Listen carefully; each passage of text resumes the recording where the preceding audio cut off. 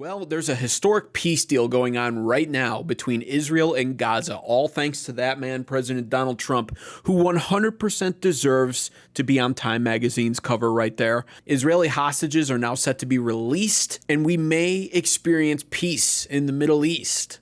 However, back here at home on a domestic front, things are looking worse than ever in some of these cities, some of these blue Democrat-run cities like Portland and Chicago. This right here, for instance, footage of ICE agents being chased around the city by very likely Antifa militants in their own personal vehicles, trying to bully them off the road, trying to chase them out of the city.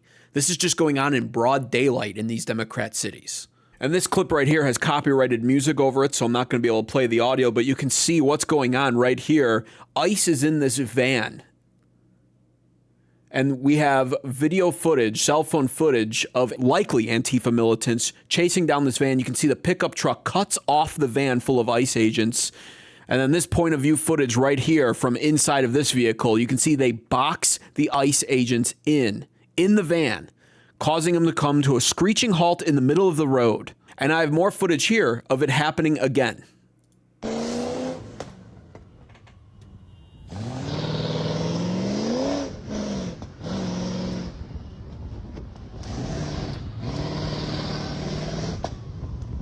You can see this one is clearly an ICE vehicle. It's got the red and blue sirens on it. It's got the special license plate.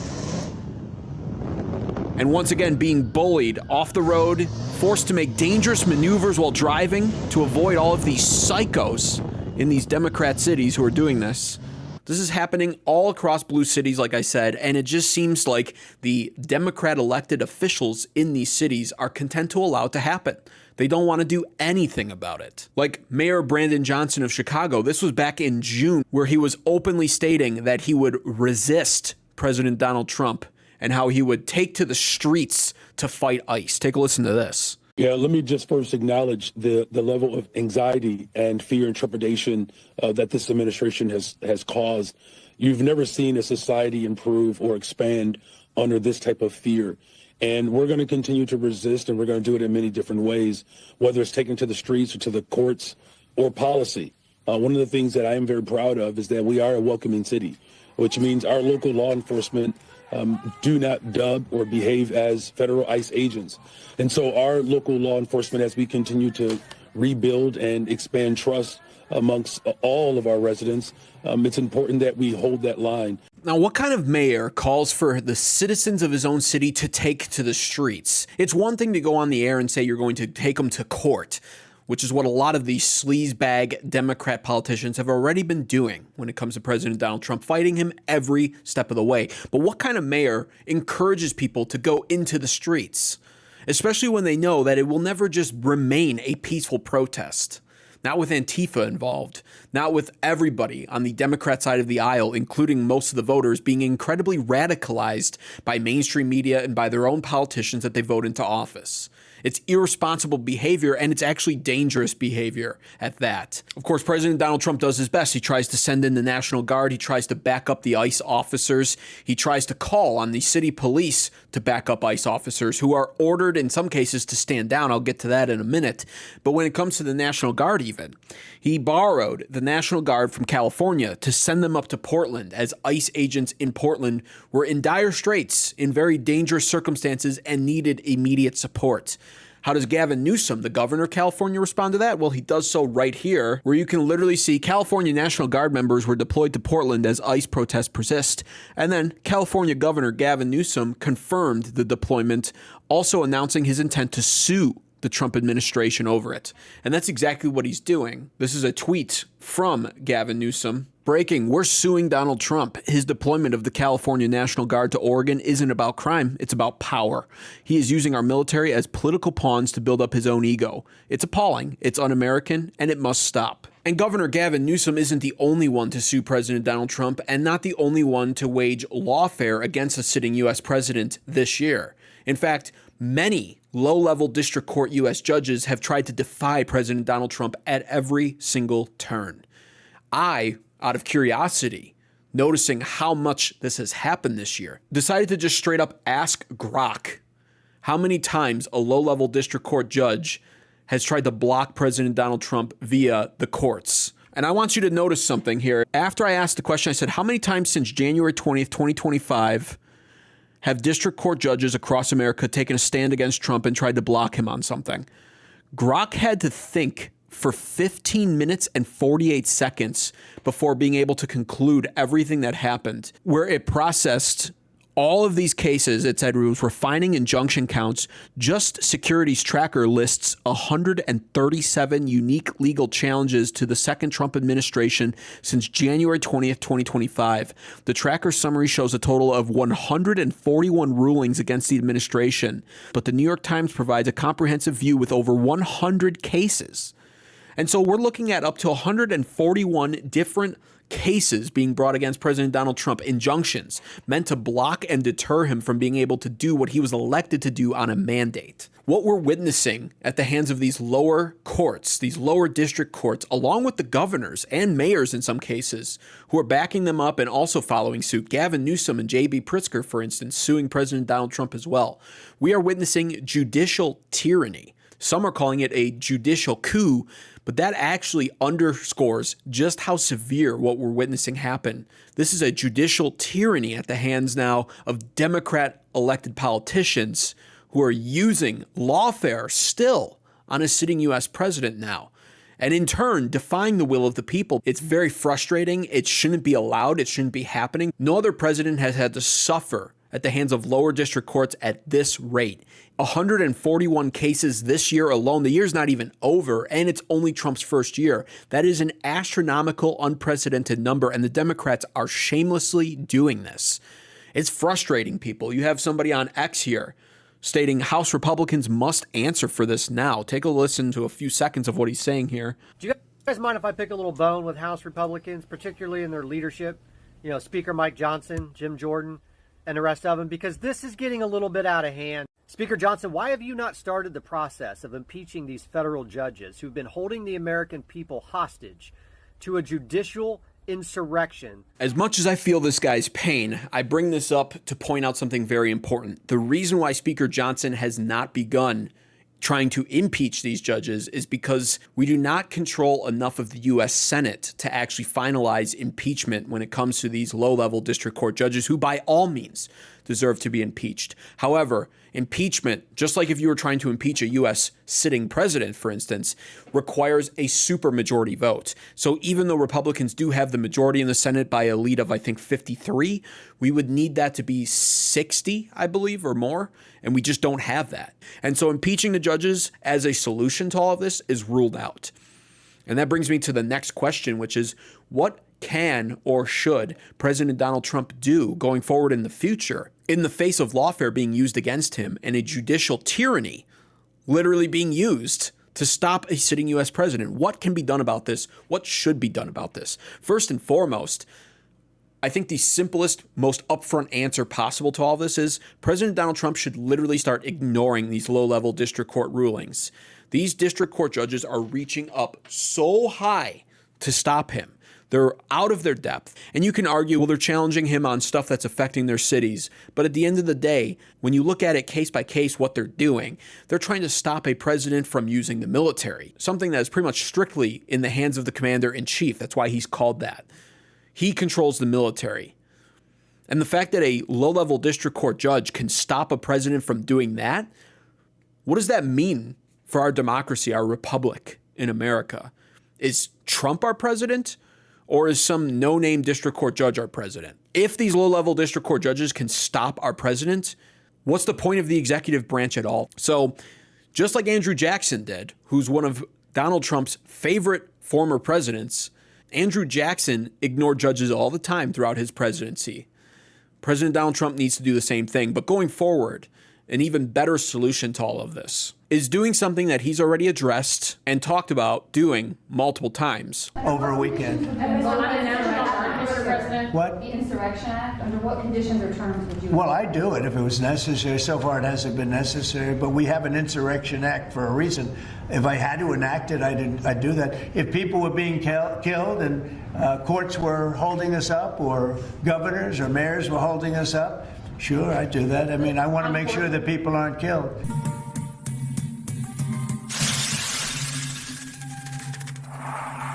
The Insurrection Act of 1807. That is actually the solution to all of this, in my opinion. It goes beyond just ignoring the low-level district court judges, which at this point aren't going to stop anytime soon. That much is clear. And though President Donald Trump should ignore them, doing so, of course, will spark more media outrage, more outrage from the Democrat politicians like J.B. Pritzker and Gavin Newsom, who will relentlessly berate him over that on social media and use that against him. However, doing something like invoking the Insurrection Act has never been more appropriate. In his own words, using it at a time when governors and mayors and district courts are against him and trying to stop him from protecting the American people. Well, we're in such times. And J.B. Pritzker, that slob of a governor, he knows it. He knows that President Donald Trump is gearing up to do this, and he's trying to create a fear-mongering narrative over that.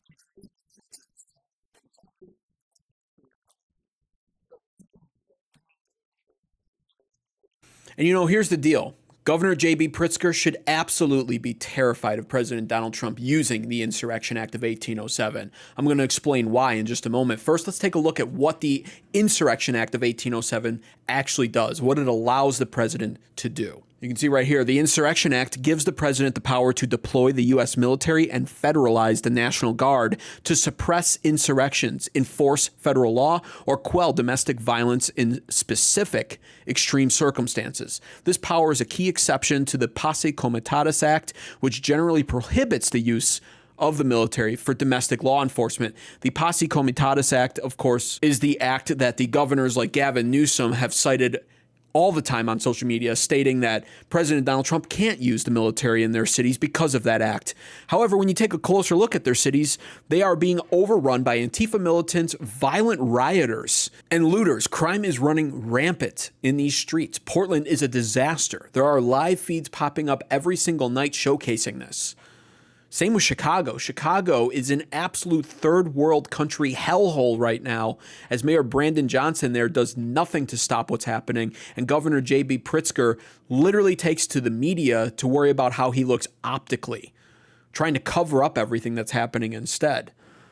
You can see this goes on to state, the president can invoke the Insurrection Act under three primary scenarios outlined in Title IX of the U.S. Code. Upon request from a state legislator or governor to suppress an insurrection against state government, that one's not going to happen.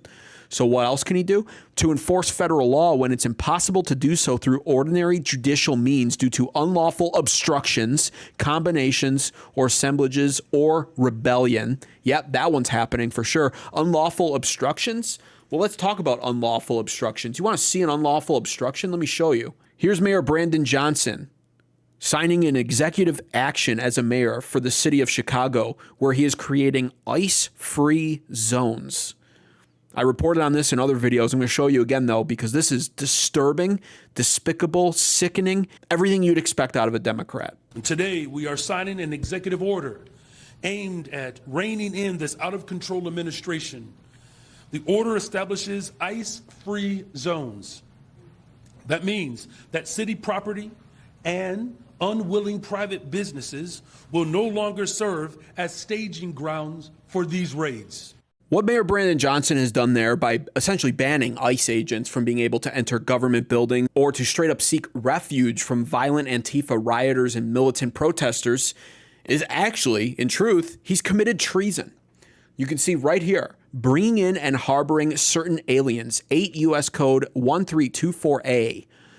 Any person who encourages or induces an alien to come to, enter, or reside in the United States, knowing or in reckless disregard of the fact that such coming to, entry, or residence is or will be in violation of the law, shall be punished as provided imprisoned not more than 5 years.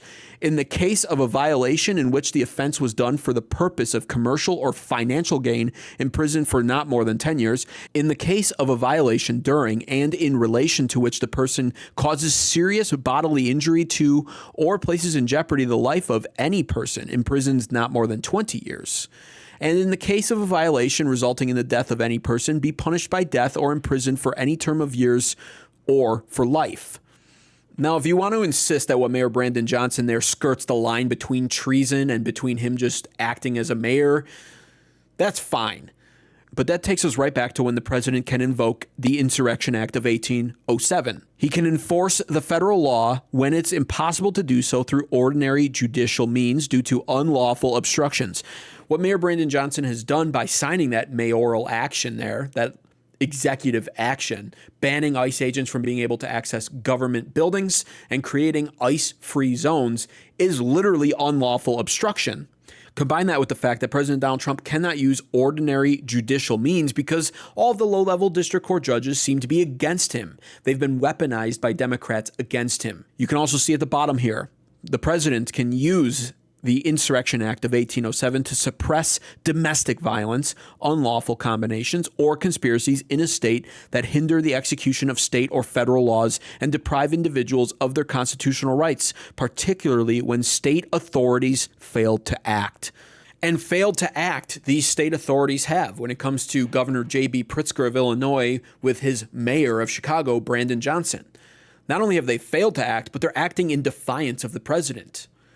There's this whole thing where the state authorities are not required to support the federal government in a situation like this with ICE, for instance. However, what we've never seen before is state authorities actively trying to resist the federal government. That is borderline civil war efforts happening in a state like Illinois or in Oregon. Another scenario that I covered in other videos on this channel, the Chicago PD were ordered to actually stand down when it came to assisting ICE agents who were in peril. They were being attacked by a nut job.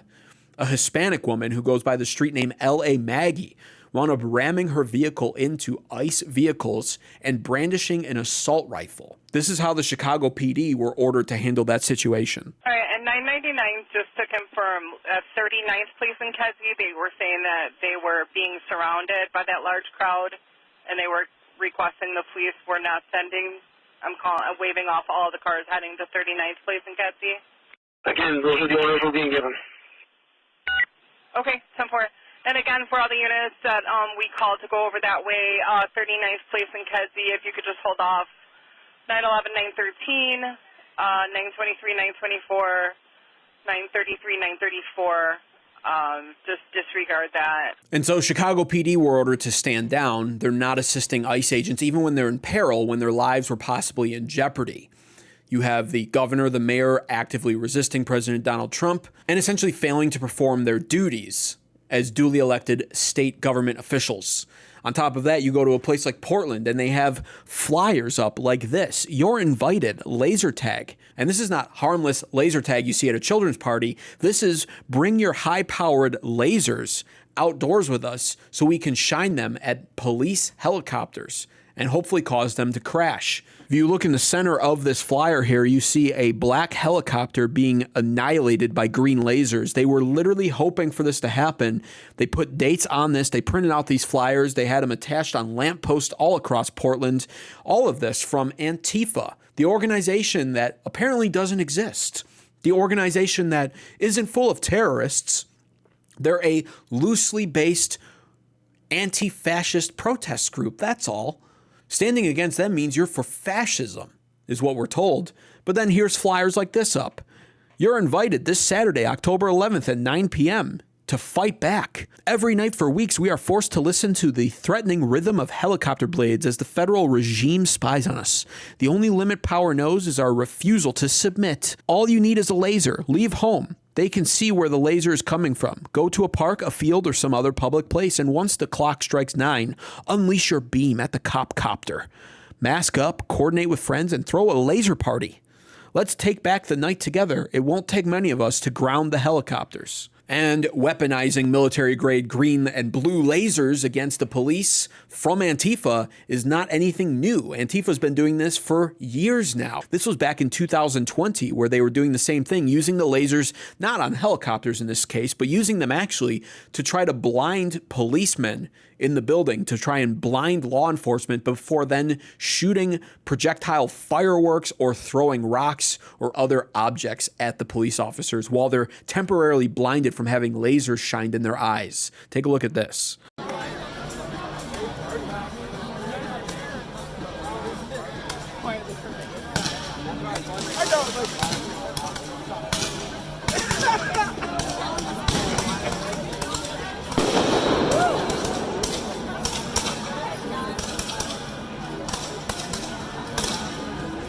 Of course, the liberal media is already creating the fear-mongering narrative over President Donald Trump using the Insurrection Act. You can see right here, they're stoking the flames of already creating baseless conspiracy theories where, according to them, President Donald Trump invoking this act would allow him to utilize the Proud Boys because the term militia in the Insurrection Act is not clearly defined enough.